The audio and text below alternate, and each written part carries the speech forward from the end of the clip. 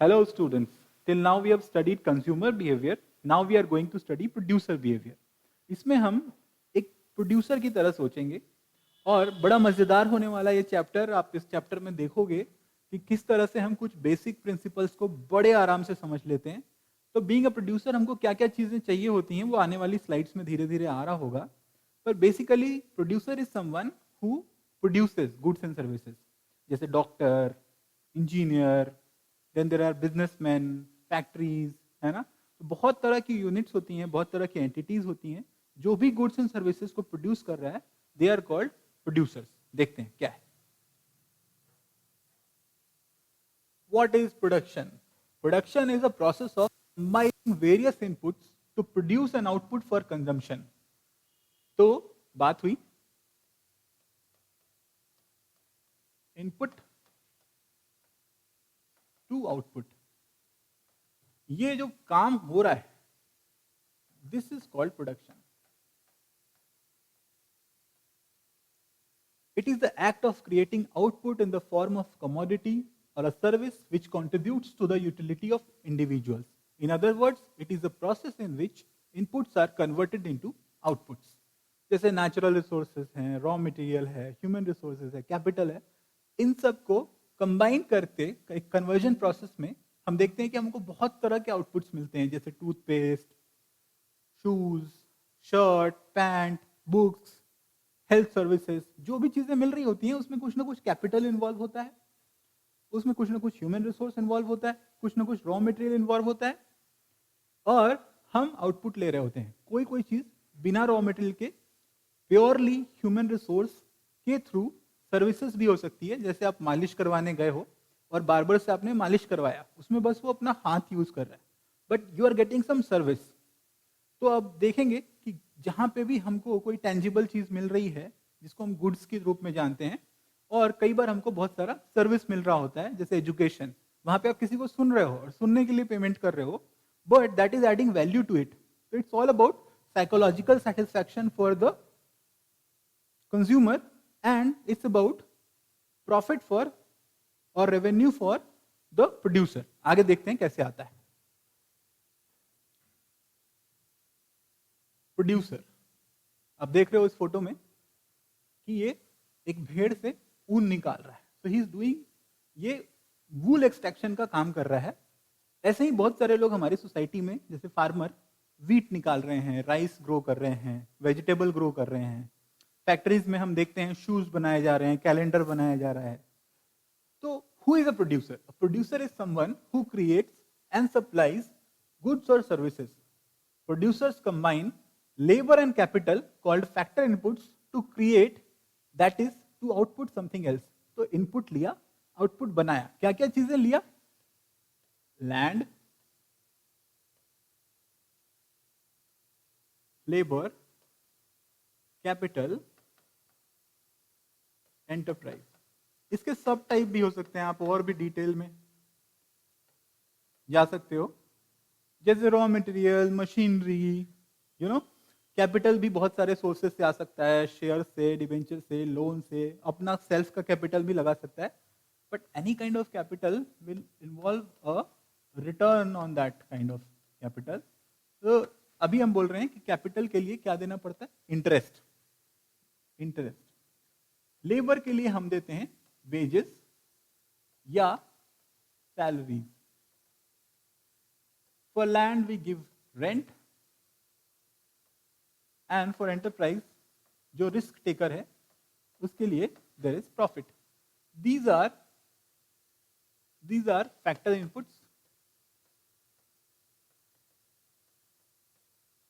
And these are factor cost. ये producer के लिए कॉस्ट ऑफ प्रोडक्शन है। आई होप ये डिमार्केशन क्लियर है। तो अब इसमें टाइप्स ऑफ प्रोड्यूसर भी ये स्लाइड हमको बताता है। क्या बताता है? Business firms are the main examples of producers and are usually what economists have in mind when talking about producers.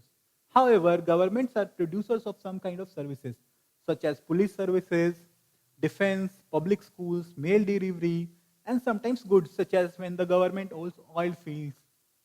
इसी तरह से house and individuals are producers of non-market goods and services such as cleaning, child rearing, cooked food. Entrepreneurs, by contrast, are idea creators. They often also start off their ideas as produce. तो हमने देखा कि बहुत type के producers होते हैं. Government भी एक टाइप का प्रोड्यूसर है.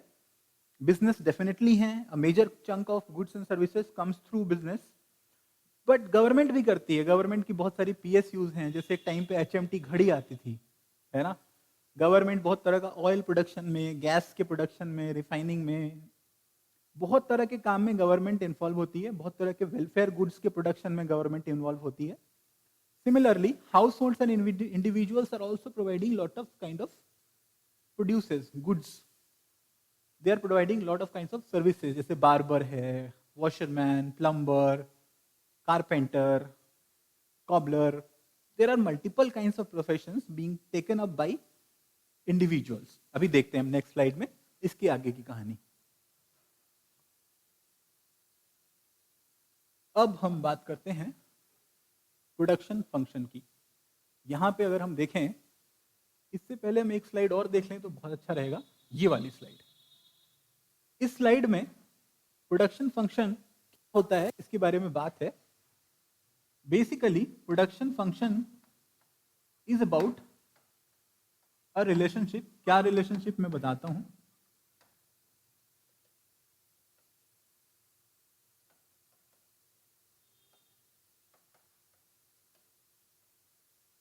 फॉर एग्जाम्पल, ये जो शर्ट है इसको बनाने में बटन, कपड़ा, lot of kind of inputs have gone. तो क्या होगा, जैसे बोलें कि कोई भी चीज बनी है कितनी भी क्वांटिटी में, it's a function of input 1, input 2, input 3. Economics के लैंग्वेज में इसी को बोल देते हैं Q is a function of K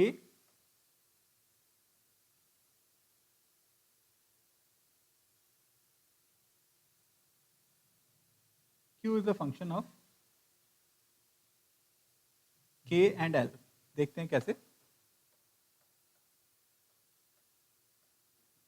so land लगाया, लेबर लगाया, कैपिटल लगाया, एंटरप्रेन्योरशिप लगाया. ये सारे इनपुट क्या देते हैं, कार, हाउस, फूड, कंप्यूटर्स. तो जितने भी इनपुट लग रहे हैं वो सारे के सारे कंपोनेंट्स होते हैं आउटपुट के. इसलिए any quantity is a function of the inputs.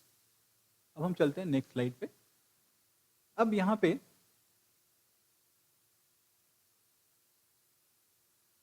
एक लॉ आता है हमारे सामने. वो लॉ बहुत इंटरेस्टिंग लॉ है. ये लॉ ये कहता है कि जो भी इनपुट और आउटपुट है इसमें दो बातें हैं.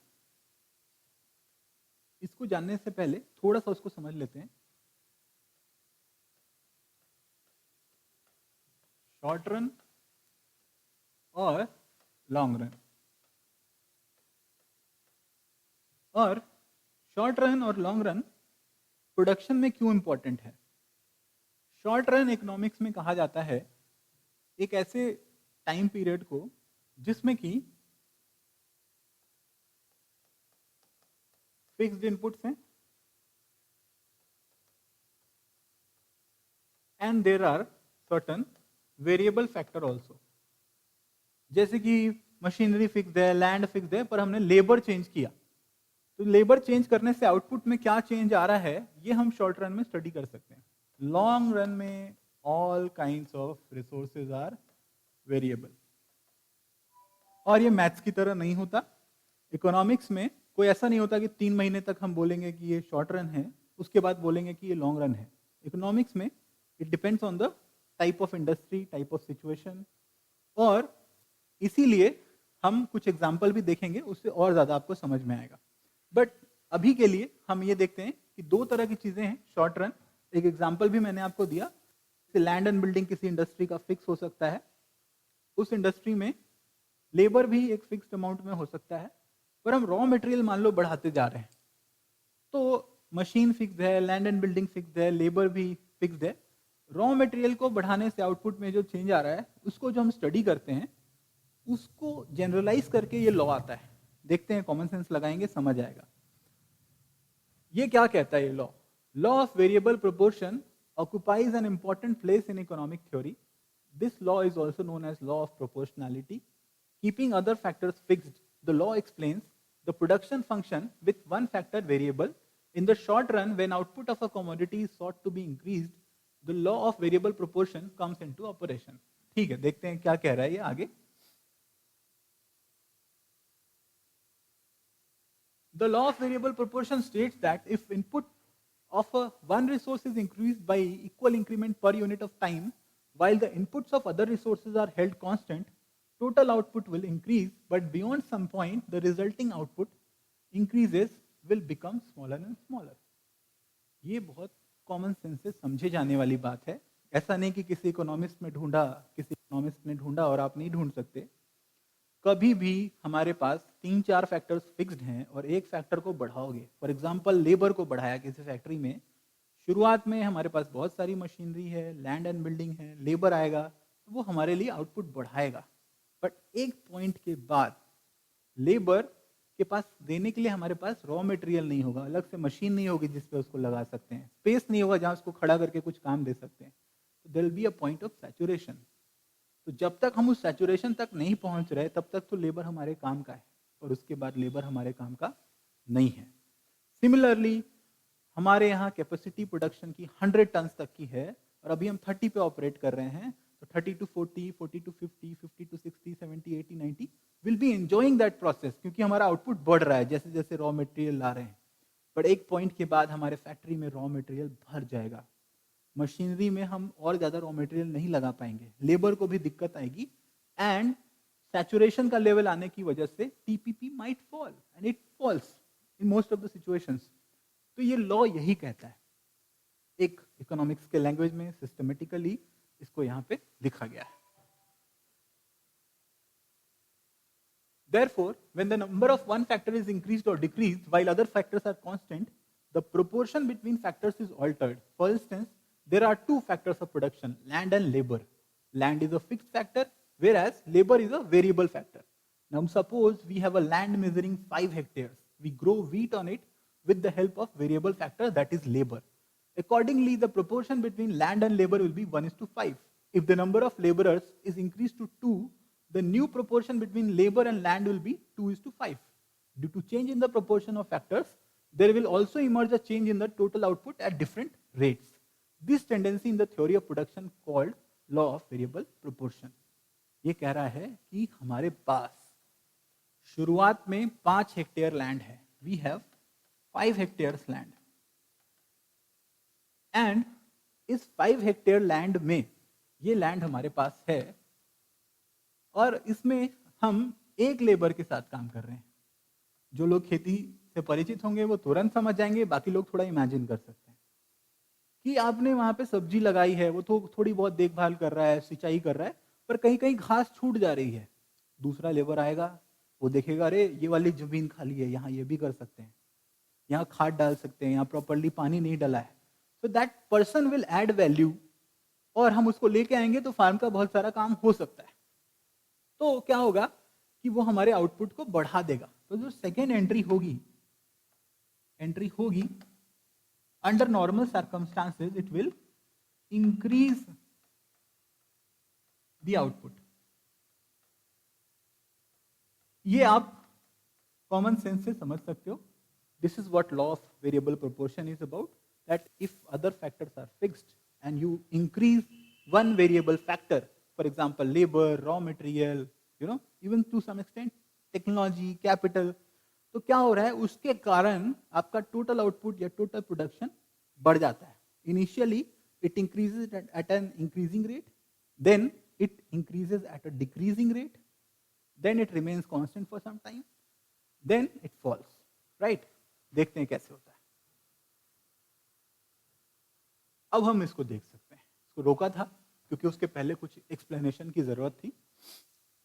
ये हम देख रहे हैं, ये फेजेस हैं, है ना. इसमें एक बीच में एक फेज आ सकता है कांस्टेंट का भी, बट ब्रॉडली 3 फेजेस में देख रहे हैं. यहाँ पे ये बहुत तेजी से बढ़ रहा है ये. उसके बाद यहां तक हम देखते हैं, this is phase 1. Phase one में क्या हो रहा है? फेज वन में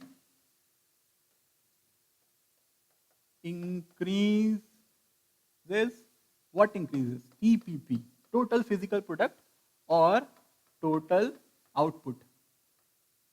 Total output increases at an increasing rate.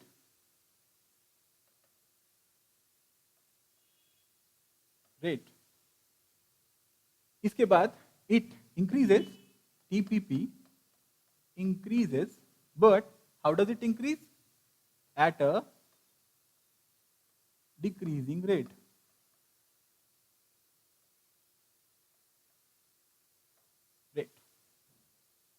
उसके बाद we can see this was your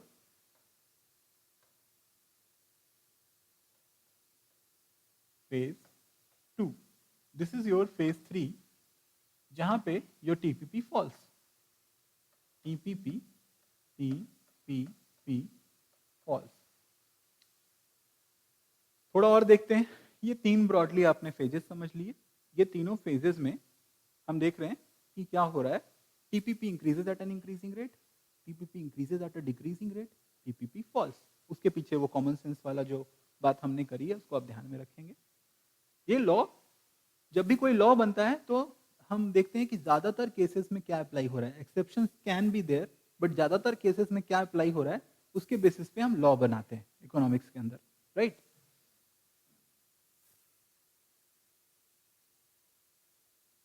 अब हम कुछ डेफिनेशंस देख लेते हैं. एक डेफिनेशन है हमारे सामने which says what is TPP? TPP is the total quantity of output produced by a firm for a given quantity of inputs. जैसे here it's 1.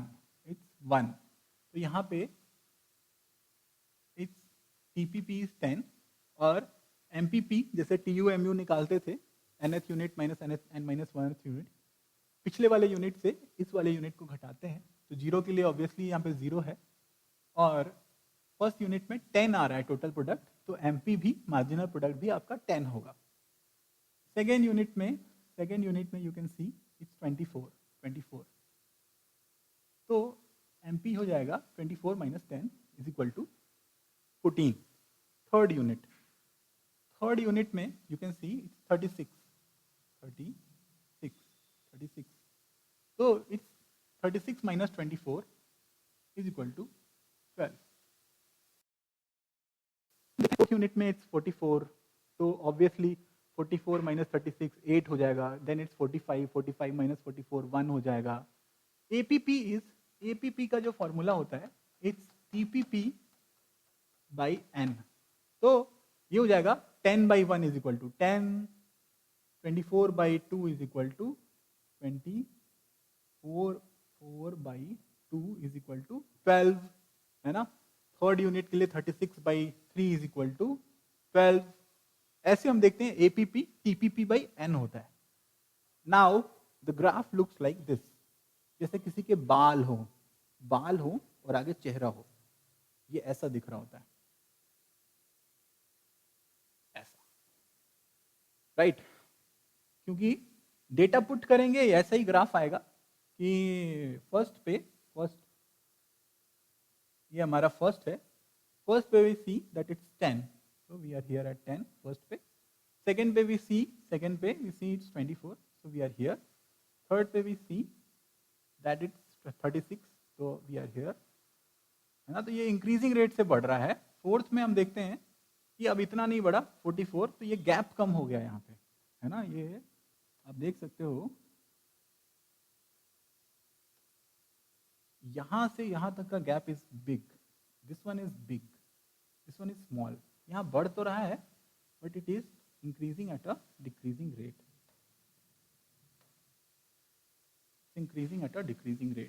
यहां पे it's near to constant, after that it falls, है ना. क्योंकि fifth पे data क्या कहता है, it's 47. Beyond it starts falling, right. तो हमने देखा कि किस तरह से चीजें हो रही हैं. मार्जिनल जब भी हम बोलते हैं it's called rate of change, per unit कितना बढ़ गया या घट गया, दैट्स कॉल्ड मार्जिनल. हमने ये यूटिलिटी वाले चैप्टर में भी देखा था.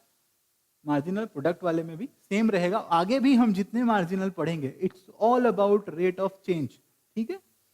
सो एपीपी का फॉर्मूला मैंने आपको बता दिया, मार्जिनल मैंने आपको बता दिया है। This slide will be send to you on your WhatsApp so you can see the details over there. हम आगे बढ़ते हैं।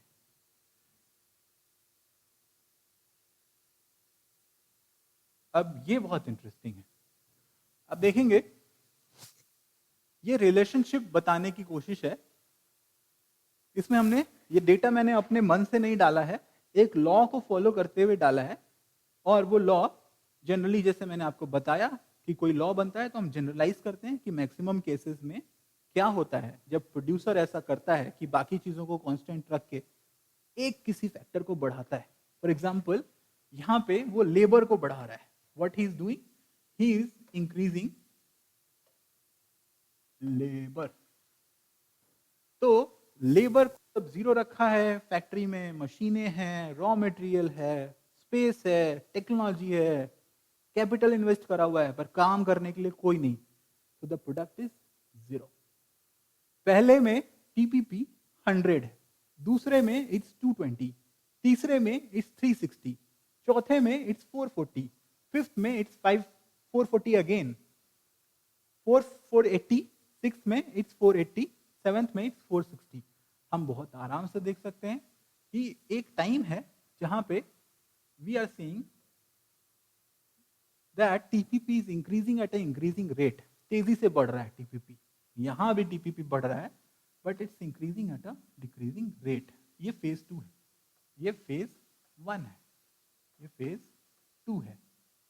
Now here it's constant, so you can say it's a phase 3। और दिस वन इज फेज 4 जहां पे वो TPP starts to fall. MPP का formula TPP N minus TPP N minus 1। तो 220 minus 100, 120, 100 minus 0, 100. It can be easily calculated. APP भी simply TPP by N. तो 100 by 1, 220 by 2, 360 by 3. आप outcome देख सकते हो, 220 बटा 2, 110, 330, 60 बटा 3, 120, 440 by 4, 110, है ना। सो इसी चीज को ग्राफिकली प्लॉट कर देते हैं। जब इसको ग्राफिकली प्लॉट करते हैं तो हम देखते हैं कि एक पॉइंट तक TPP is increasing at increasing rate, बहुत खड़ी लाइन है, फिर थोड़ी सी फ्लैटिश, थोड़ा कम कर्व है इसमें, और फिर हम देखते हैं कि एक पॉइंट पे जाके ये कांस्टेंट जैसा हो जाता है, बियॉन्ड दैट इट फॉल्स। जिस पॉइंट पे जाके टीपीपी फॉल्स, वहां पे एमपीपी निगेटिव हो जाता है। जहां पे इट्स डिक्रीजिंग रेट वाला फेज चल रहा है, डिक्रीजिंग रेट का फेज चल रहा है कि इंक्रीज तो हो रहा है बट डिक्रीजिंग रेट पे हो रहा है, वहां पे एमपीपी स्टार्ट्स टू फॉल, ठीक है। तो हम अब बहुत आराम से देख सकते हैं कि टीपीपी ऐसा है तो एमपीपी के साथ क्या हो रहा है। You don't have to memorise it, you don't have to memorise it, simply follow the rule. उसके हिसाब से आप डेटा डालिए और जो भी डेटा आ रहा है उसको आप ग्राफ में लेकर आ जाओ। यू विल सी कि ऐसा ही होता है। You can verify and you can respond to me कि कैसे होता है।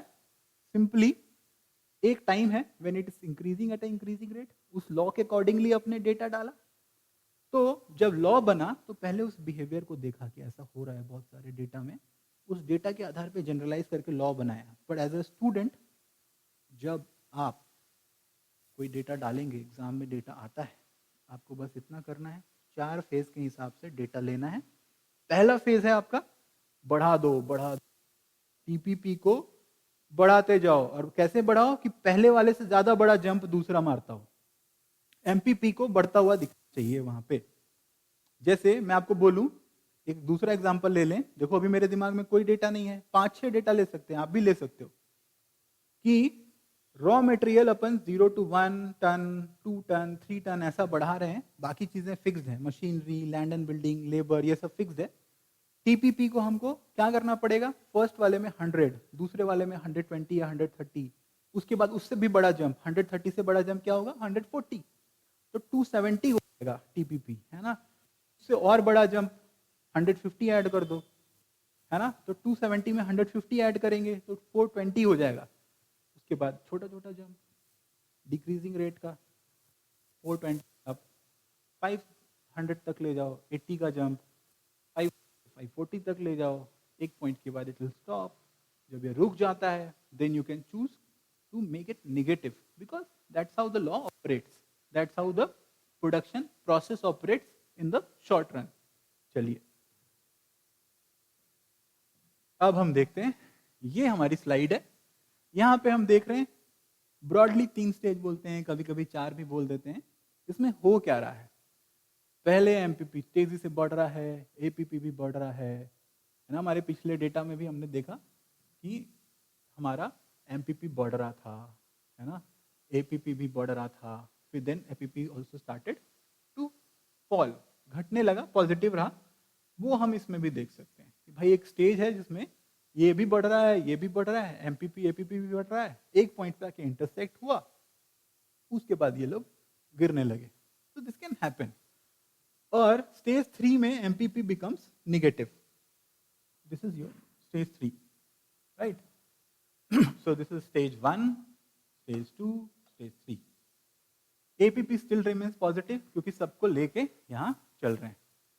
Hope you like this video and some of the basics related to total physical product, marginal physical product, average physical product could become more clear to you.